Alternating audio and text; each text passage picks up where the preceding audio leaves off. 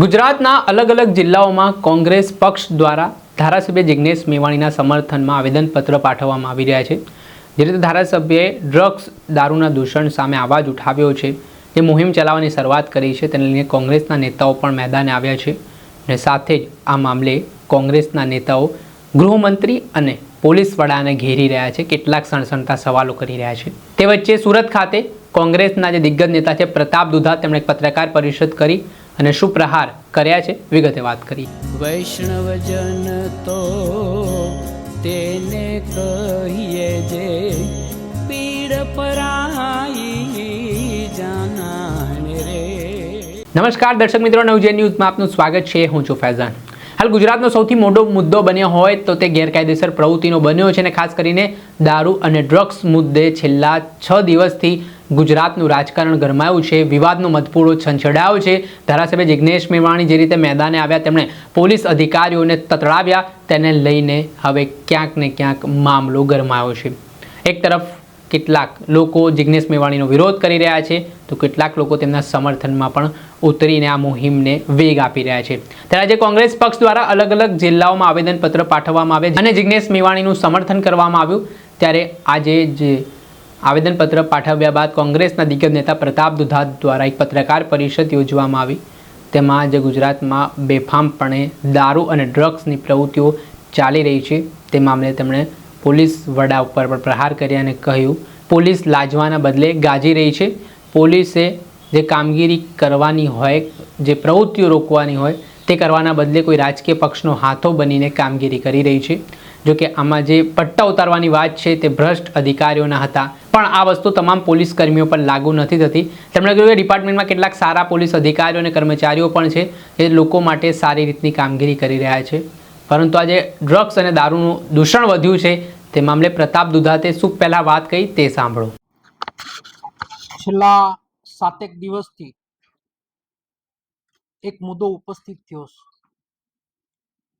મુદ્દો તો આપના મીડિયા મારફત, પત્રકાર મિત્રો મારફત વારંવાર ગુજરાતની જનતા સમક્ષ આવતો રહ્યો છે, પણ રાજકીય નેતા મારફત પોલીસ સાથેની વાર્તાલાપમાં ગુજરાતની પોલીસે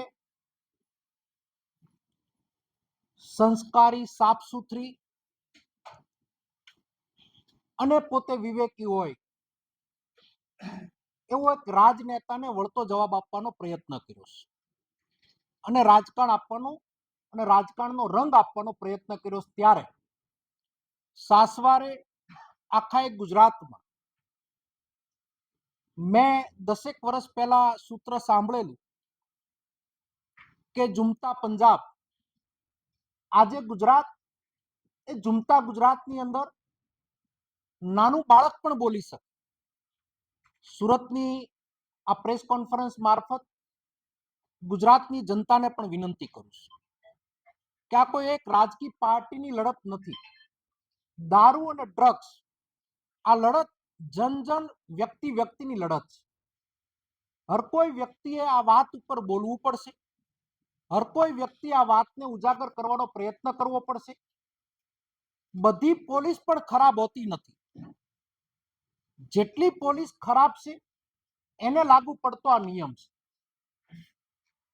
પટ્ટા ઉતરી જવાની વાત ઉપરથી આ ઉપસ્થિત થયેલા મુદ્દામાં આજે આખા ગુજરાતમાં પ્રેસ કોન્ફરન્સ સાથે આવેદનો, છેલ્લા 5 વર્ષમાં 93,691 કિલો ડ્રગ્સ એ ગુજરાતની દરિયાકી બોર્ડર ઉપર પકડાણું અને 2229 કિલો લીટર મટીરિયલ ડ્રગ્સનું એ ગુજરાતમાં પકડાણું। હું જ્યારે ધારાસભ્ય હતો ત્યારે 23,000 કરોડ રૂપિયાનું ડ્રગ્સ એ મુદ્રા પોર્ટ પર પણ પકડાયેલું। ડ્રગ્સ આવે છે ક્યાંથી? આજે આપણે વાત કરી રહ્યા ત્યારે કયા ઘરનો વ્યક્તિ કોણ ડ્રગ્સ લે પરિવારને પણ ખબર નથી। ત્યારે પોલીસ લાજવાને જગ્યાએ ગાજવાનું કામ કરી રહી છે। વિકાસ સહાય ડીજીપીએ માર્મિક એક ટકોર પણ કરી કે અમને અમારા પોલીસ તંત્રનું કામ અમારી પદ્ધતિથી અમે કરશું। સારી બાબત છે.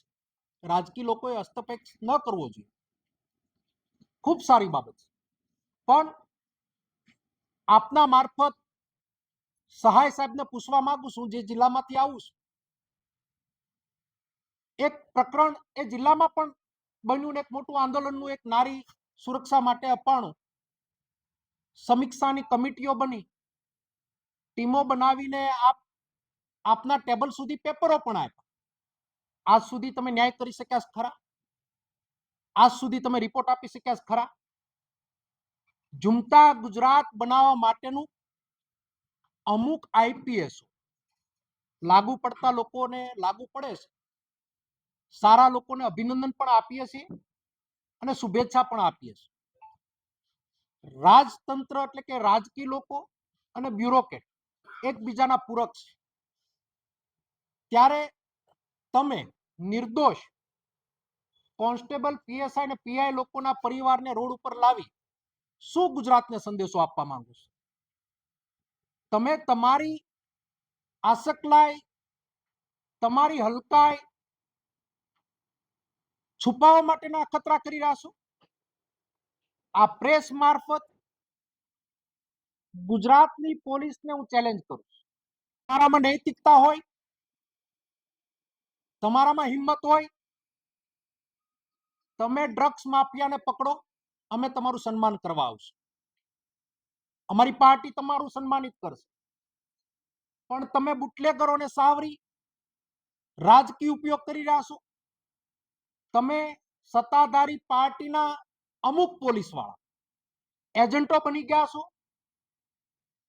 અમે કોંગ્રેસ વિચારધારાના આગેવાનો અને કોંગ્રેસી કાર્યકર્તાઓ એક જમાનાની અંદર, એટલે કે આ દેશની આઝાદી વખતે જુલ્મ અંગ્રેજોને પણ અમે એના લલકારને સામનો કરીને અહીંયાથી અંગ્રેજોને હટાવ્યા હોય, તો તમારા મુઠ્ઠીભર માણસો અમને દબાવવાનો પ્રયત્ન કરશે. કોઈ પણ કાળે કોંગ્રેસી વ્યક્તિઓ આ સાંભળી નહીં લે અને સહન પણ નહીં કરે. માટે પોલીસ અને રાજકીય પાર્ટીના ઘર્ષણમાંથી બહાર આવો ને પોલીસ એની જવાબદારી નિભાવે. દારૂ અને ડ્રગ્સ કોના નેતૃત્વમાં આવે નીચે? અહીંયા જમીન સુધી સુરતની બજારમાં આવ્યો, સુરતના લોકોને જ્યાં મળું તો ડરી ડરીને વાત કરે છે. સુરતની જનતા સાથે ગુજરાતની જનતાને વિનંતી કરીએ છીએ કે તમારી માટે લડવાવાળો વર્ગ છે, તમારે બોલવું પડશે ને લડવું એટલા માટે પડશે કે આવનાર પેઢીનો આ પ્રશ્ન છે. આપના મારફત સત્તાધારી પાર્ટીને પૂછવા માંગુ છું કે જો તમે અમારી આ વાતમાં સહમત ના હો કે હો, એ તમારો મામલો છે. આટલું ડ્રગ્સ પકડાણું, ડ્રગ્સના વ્યસનીઓને છોડાવવા માટે તમે સુરત સાથે કેટલા આઇસોલેશન ખોલવામાં આવ્યા એનો એક શ્વેતપત્ર બહાર પાડો. દારૂના બુટલેગરો પોલીસ ઇલેક્શનનો ટાઈમે દારૂની ગાડીઓ ભરીને જાય, આવા પણ કિસ્સાઓ મીડિયામાં આવ્યા. ત્યારે મીડિયામાં મિત્રોનો પણ આભાર માનશું કે આ ઝુંબેશની અંદર ખૂબ સારો સહકાર આપ્યો છે. આ લડાઈ એન્ડ સુધીની લડવામાં આવશે. ડ્રગ્સ અને ઝૂમતા ગુજરાતમાંથી બહાર લાવવા માટે કોંગ્રેસે આગેવાની લીધી, ત્યારે જન જન સુધી આ વાત પહોંચે અને આની જાગૃતિ સાથે વ્યસની લોકોને એની હેલ્પફુલ બનવા માટેના પણ કંટ્રોલ રૂમ ખુલે, એના માટેનો પણ અમારી સાઈડથી પ્રયત્ન કરવામાં આવશે. સરકાર સદંતર નિષ્ફળ છે. ડ્રગ્સની અંદર ગુજરાત આખું ડૂબી ગયું છે. સુરતની સાથે અમદાવાદ, એક રેવ પાર્ટીઓના તો કિસ્સાઓ સાંભળ્યા, પણ ગામડાઓ સુધી ડ્રગ્સ આવી ગયું છે. ગામડાની ગલીઓ સુધી ઇન્જેક્શનો આવી ગયા છે, એમડી ડ્રગ્સો આવી ગયા છે. ત્યારે આ વિષય ખૂબ ગંભીર છે. ત્યારે પોલીસ એની જવાબદારી નિભાવે. પોલીસ લાજવાની જગ્યાએ ગાજવાનું બંધ કરે અને અમુક જે સરકારના એજન્ટો બન્યા છે, મીડિયા મારફત કહેવા માંગુ છું કે સત્તા આજ છે કાલે નથી.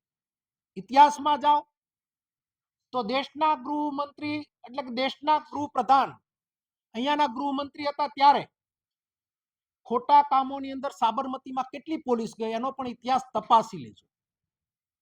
આ વાત એટલા માટે કરું છું કે તમે ખાકી વર્દીમાં દબાવવાનો પ્રયત્ન કરવા માંગતા હો તો તમારા કંઈક એડ્રેસમાં ભૂલ થાય છે, તમારી કંઈક મિસ્ટેક થાય છે.